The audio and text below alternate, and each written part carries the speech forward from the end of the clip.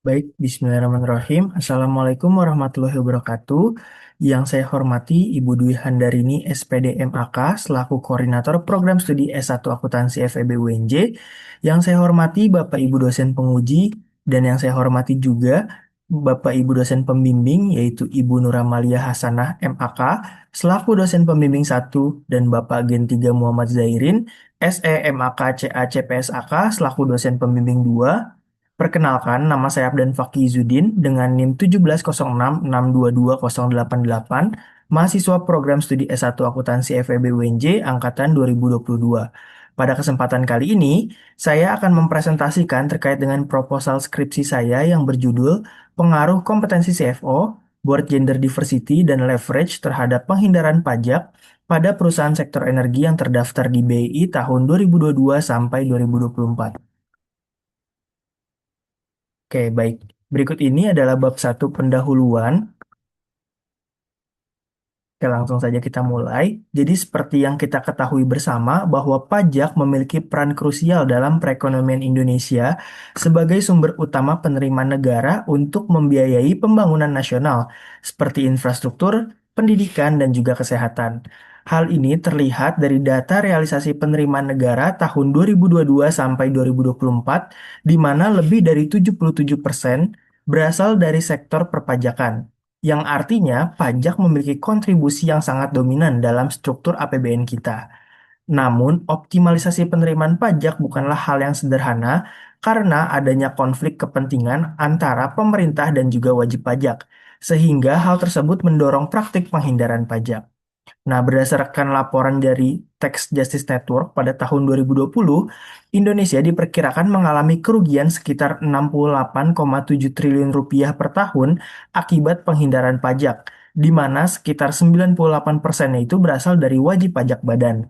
Hal ini menunjukkan bahwa praktik ini masih menjadi isu yang sangat signifikan di Indonesia.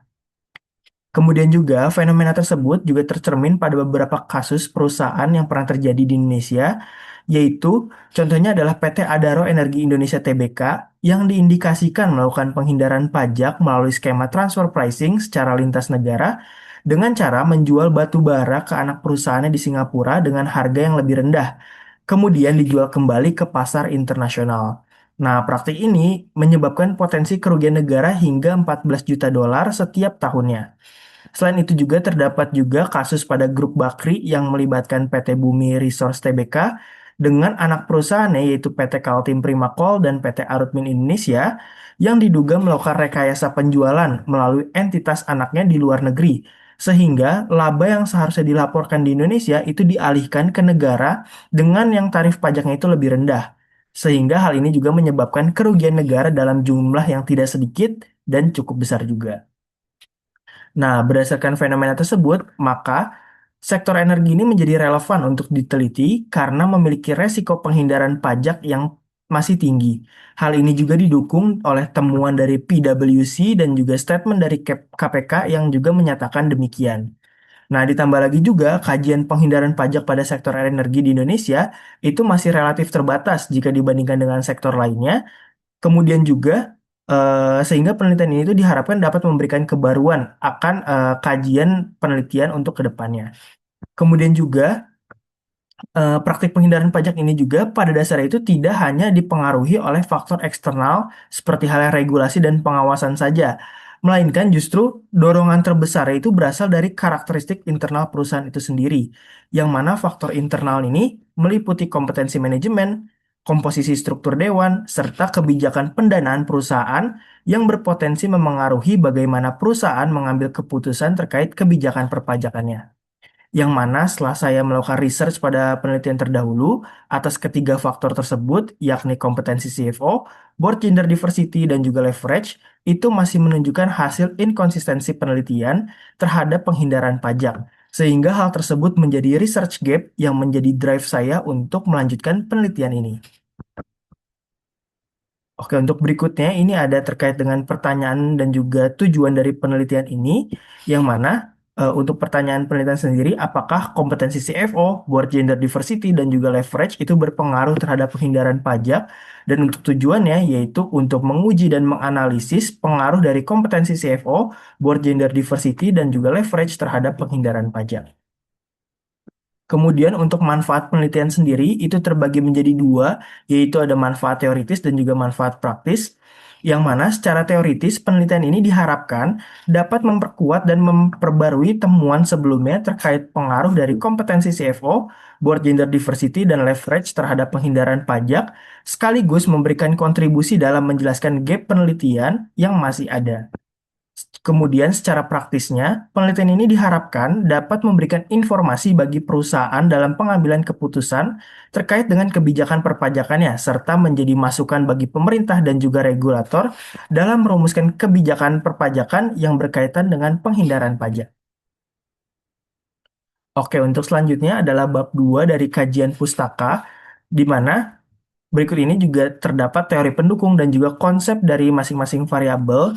Jadi, teori utama yang digunakan dalam penelitian ini adalah teori keagenan atau agency teori yang dikemukakan oleh Jensen dan juga Mackling pada tahun 1976. Yang mana teori ini itu menjelaskan hubungan antara prinsipal dan agen, yaitu prinsipal adalah pemegang saham dan agen adalah manajemen perusahaan. Yang dalam hubungan ini, manajemen itu diberikan wewenang untuk mengelola perusahaan dan mengambil keputusan atas nama pemilik atau atas nama prinsipal. Kemudian juga penelitian ini menggunakan dua variabel, yaitu ada variabel dependen dan juga variabel independen, di mana variabel dependen dalam penelitian ini adalah penghindaran pajak. Jadi, penghindaran pajak itu adalah upaya perusahaan untuk mengurangi beban pajak secara legal dengan memanfaatkan celah atau gray area dalam peraturan perpajakan.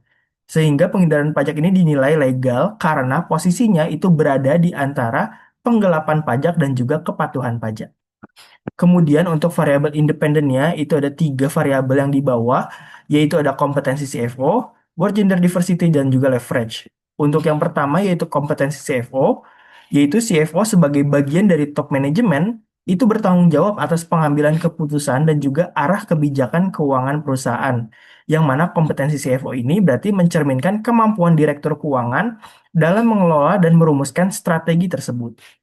Kemudian untuk variabel independen yang kedua, itu ada board gender diversity, yaitu keberagaman gender dalam dewan, yang mana kehadiran perempuan itu dinilai lebih cenderung lebih berhati-hati dan menghindari risiko, serta dapat meningkatkan kualitas pengawasan dan juga mendorong pengambilan keputusan yang lebih berorientasi pada kepatuhan. Nah, untuk variabel yang ketiga, itu ada leverage, yaitu rasio yang menunjukkan sejauh mana perusahaan menggunakan utang sebagai sumber pendanaan dalam membiayai aset ataupun aktivitas operasionalnya. Di mana semakin tinggi tingkat leverage, maka diiringi juga dengan konsekuensi adanya beban bunga. Oke, berikut ini juga ada kerangka berpikir, yang mana dimulai dari agensi teori yang menjelaskan adanya konflik kepentingan antara manajemen dan juga pemilik. Kemudian juga di sini kondisi tersebut mendorong manajemen untuk bertindak oportunistik dalam pengambilan keputusan, termasuk juga dalam kebijakan perpajakan.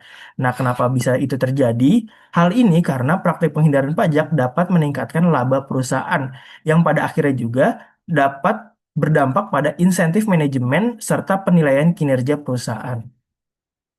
Kemudian juga untuk faktor internalnya sendiri itu terdiri dari kompetensi CFO, board gender diversity, dan juga leverage yang dipandang sebagai faktor yang dapat memengaruhi bagaimana perusahaan mengambil keputusan terkait dengan penghindaran pajak. Yang mana kompetensi CFO nantinya akan mempengaruhi strategi keuangan dan juga perpajakan perusahaan, serta untuk board gender diversity akan mempengaruhi kualitas pengambilan keputusan dan juga kepatuhan akan peraturan yang ada, serta leverage nantinya akan mempengaruhi kebijakan perusahaan dalam mengelola beban pajak melalui penggunaan utangnya. Oke, berikut ini juga ada daftar pustaka terdahulu atau dari penelitian terdahulu, yang mana di sini penelitian terdahulu yang dipilih ini adalah saya bagi menjadi tiga, yang mana penelitian terdahulu ini mewakili dari masing-masing variabel. Yang pertama itu ada penelitian yang dilakukan oleh Sari dan Simamora, yang menunjukkan hasil bahwa semakin tinggi kompetensi CFO, maka semakin efektif tax management, sehingga pajak yang dibayar tuh akan semakin rendah gitu. Hal ini menunjukkan bahwa CFO yang kompeten itu tandanya memiliki kemampuan yang lebih dalam mengelola strategi perpajakan secara efisien untuk menekan beban pajak perusahaan. Kemudian untuk penelitian yang kedua itu dilakukan oleh Huda dan Utomo yang menunjukkan hasil bahwa semakin banyak direksi wanita atau direksi perempuan itu semakin menurunkan penghindaran pajak karena keputusan yang diambil itu lebih berhati-hati dan juga menghindari resiko. Hal ini mengindikasikan bahwa keberadaan perempuan dalam dewan itu dapat meningkatkan kualitas pengawasan serta mendorong keputusan yang lebih konservatif terhadap dengan resiko perpajakan. Kemudian yang ketiga, penelitian yang ketiga itu dilakukan oleh Ratnasari dan juga Nuswantara. Ini menunjukkan hasil bahwa semakin tinggi tingkat leverage, itu semakin tinggi penghindaran pajak. Karena beban bunga memberikan manfaat pengurang pajak atau fasilitas insentif. Yang mana hal ini menunjukkan bahwa penggunaan utang memberikan manfaat perpajakan melalui beban bunga, sehingga mendorong perusahaan untuk melakukan penghindaran pajak. Berikut ini juga berangkat dari literatur terdahulu tadi, maka hipotesis yang saya bawakan adalah sebagai berikut. Yang mana hipotesis pertama itu berarti kompetensi CFO berpengaruh positif terhadap penghindaran pajak, yang artinya semakin tinggi kompetensi CFO, maka semakin besar kemampuan perusahaan dalam merancang strategi penghindaran pajak. Kemudian hipotesis yang kedua itu ada board gender diversity berpengaruh negatif terhadap penghindaran pajak, yang berarti semakin tinggi keberagaman gender dalam dewan atau semakin beragam gender dalam dewan, itu semakin rendah kecenderungan perusahaan dalam melakukan penghindaran pajak. Dan yang ketiga, itu ada leverage berpengaruh positif terhadap penghindaran pajak, yang berarti semakin tinggi tingkat leverage, maka semakin besar peluang perusahaan dalam melakukan penghindaran pajak dengan memanfaatkan beban bunga yang ada. Nah, di samping ini juga terdapat gambar dari kerangka konseptual dari hipotesis yang saya bawakan. Oke, untuk selanjutnya itu ada bab 3 metodologi penelitian, yang mana dalam metode penelitian ini unit analisisnya adalah perusahaan sektor energi yang terdaftar di Bursa Efek Indonesia atau BEI pada periode 2022 sampai 2024. Kemudian juga untuk populasinya sendiri, untuk perusahaan sektor energi dengan eh, periode waktu tersebut yang berjumlah sebanyak 89 perusahaan. Dan dalam penentuan sampelnya itu menggunakan metode purposive sampling dengan kriteria yang tertera pada tabel di sebelah kanan berikut. Yang pertama yaitu perusahaan sektor energi yang terdaftar di BEI pada periode 2022 sampai 2024 sebanyak 89 perusahaan dengan mengeliminasi kriteria berikutnya, yaitu ada perusahaan sektor energi yang tidak terdaftar secara berturut-turut di BEI pada periode tersebut sebanyak 14 perusahaan.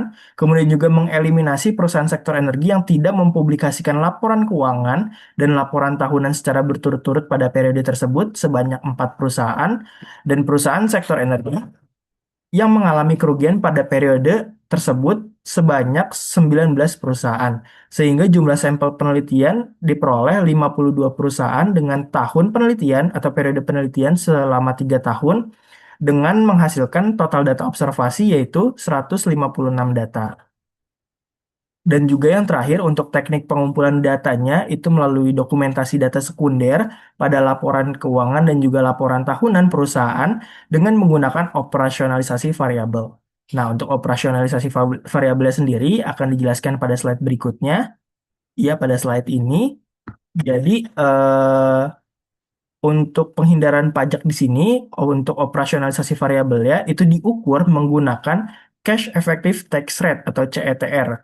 Nah, CETR ini akan mencerminkan tingkat agresivitas pajak perusahaan berdasarkan kas pajak yang benar-benar dibayarkan oleh perusahaan atas kewajiban pajaknya. Nah, untuk rumusnya sendiri, CETR itu sama dengan pembayaran pajak penghasilan dibagi dengan laba sebelum pajak. Yang mana nilai CETR ini nantinya akan berlawanan dengan penghindaran pajak, yaitu jika nilai CETR tinggi, berarti perusahaan itu dianggap kurang memanfaatkan insentif pajak, sehingga tingkat penghindaran pajak yang dilakukan itu cenderung rendah. Begitupun juga sebaliknya. Nah, selanjutnya untuk kompetensi CFO itu diukur menggunakan dengan skala dummy, yang mana kriterianya adalah satu diberikan kepada CFO dengan kompetensi akuntansi, yang mana seorang CFO ini dikatakan memiliki kompetensi akuntansi ketika dia memiliki sertifikasi profesional Chartered Accountant atau CA, Certified Public Accountant atau CPA, atau bersertifikat konsultan pajak atau BKP.